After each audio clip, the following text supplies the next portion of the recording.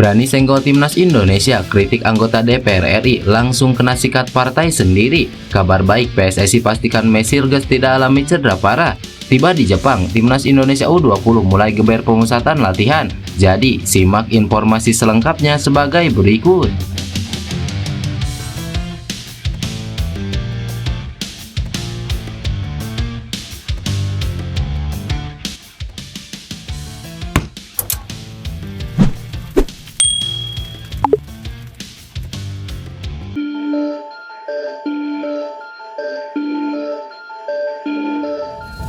Kontroversi soal kritik terhadap naturalisasi pemain timnas Indonesia kembali ramai diperbincangkan. Kali ini datang dari anggota Komisi 10 DPR RI, Anita Jakobaga. Dalam rapat kerja Komisi 10 DPR RI yang membahas permohonan naturalisasi untuk pemain Kevin Dix, Noah Lea Tomu, dan Estella Laupati, Anita mengutarakan kekhawatirannya terhadap kebijakan naturalisasi pemain yang dinilai berlebihan. Anita, yang berasal dari fraksi Partai Demokrat, mempertanyakan alasan PSSI yang terus mengajukan permohonan naturalisasi.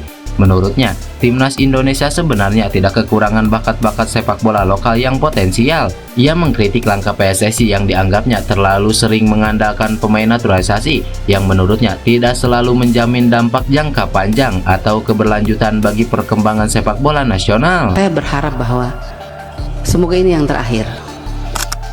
Karena kita tidak miskin atlet. Siapa bilang kita miskin? Kita banyak atlet.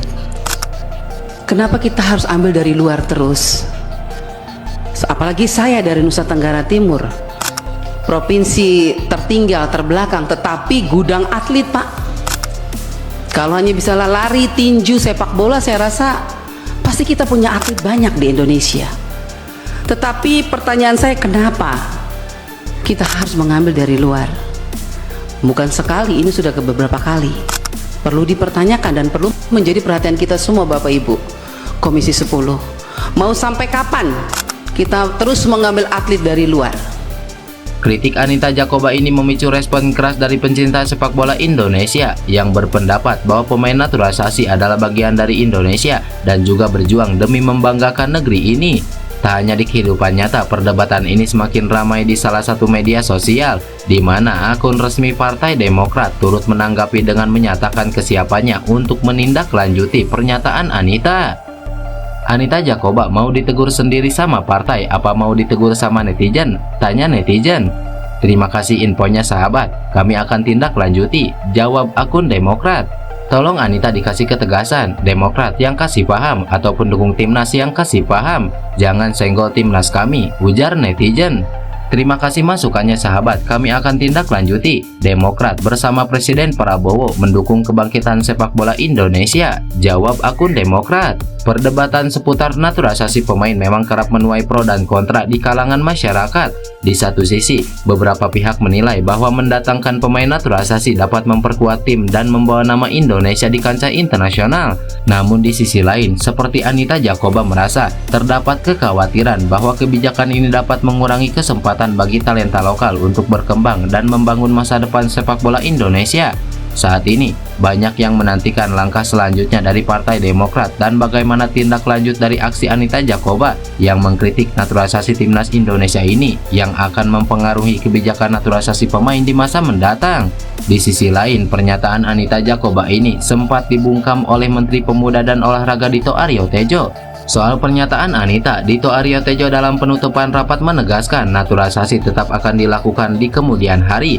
Ia sengaja wanti-wanti anggota DPR RI agar tidak kaget jika ada naturalisasi kembali. Saya berharap bahwa semoga ini yang terakhir. Mungkin ini bukan proses naturalisasi yang terakhir, dan pastinya ke depan mungkin akan ada proses-proses naturalisasi yang lainnya dan di cabang-cabang olahraga lainnya. Takutnya kalau nggak disampaikan nanti kaget. Di sisi lain, Ketua Umum PSSI Erick Thohir menjelaskan bahwa program ini bertujuan untuk meningkatkan kualitas timnas Indonesia secara signifikan. Dengan kehadiran pemain naturalisasi yang memiliki pengalaman bermain di liga-liga top Eropa, diharapkan dapat meningkatkan daya saing timnas Indonesia di kancah internasional. Selain itu, pemain naturalisasi juga diharapkan dapat menjadi role model bagi pemain muda Indonesia. Ketua Umum PSSI Erick Thohir menjelaskan bahwa naturalisasi merupakan salah satu langkah strategis untuk meningkatkan prestasi timnas Indonesia. Tujuan utama kami adalah membawa timnas Indonesia ke level yang lebih tinggi, bahkan hingga ke Piala Dunia. Untuk mencapai target tersebut, kami membutuhkan pemain-pemain dengan kualitas mumpuni, baik dari segi teknik maupun fisik. Pemain naturalisasi diharapkan dapat mengisi posisi-posisi yang masih lemah di timnas dan meningkatkan daya saing kita di level internasional, tegas Erick Thohir.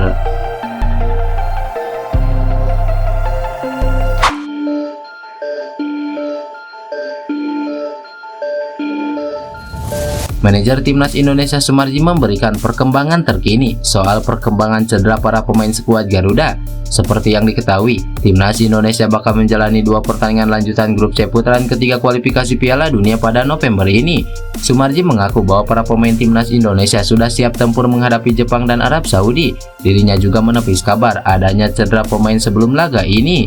Sebelumnya, Sintayong sudah merilis 27 nama yang dipanggil ke skuad Timnas Indonesia. Namun, sempat ada satu pemain yang absen.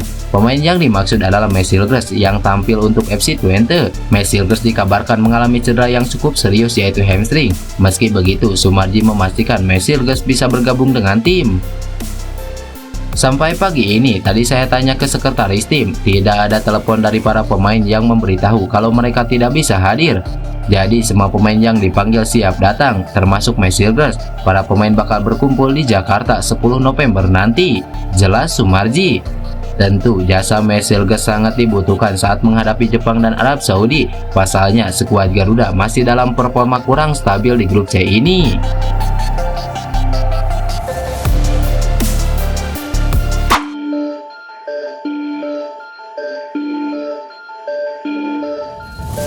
Timnas Indonesia U20 akhirnya telah tiba di Jepang. Kedatangan Timnas Indonesia U20 asuhan Indra Safri ini untuk pemusatan latihan alias training camp untuk persiapan Piala Asia U20 2025.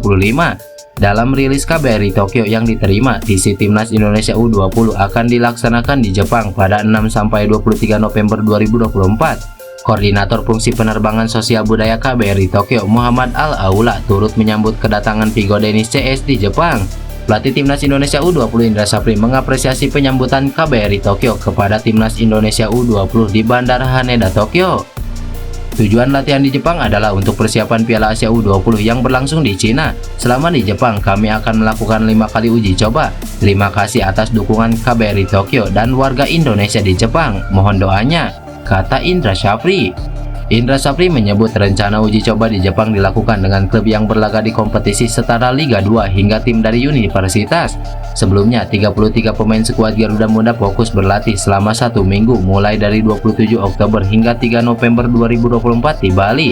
Setelah dilakukan seleksi, terpilih 30 orang pemain untuk melakukan latihan di Jepang. Indonesia memastikan tempat di putaran final Piala Asia U20 2025 setelah berada di posisi puncak grup F dengan mengantongi 7 poin di babak kualifikasi. Undian pembagian grup Piala Asia U20 2025 akan dilakukan pada 17 November 2024 mendatang.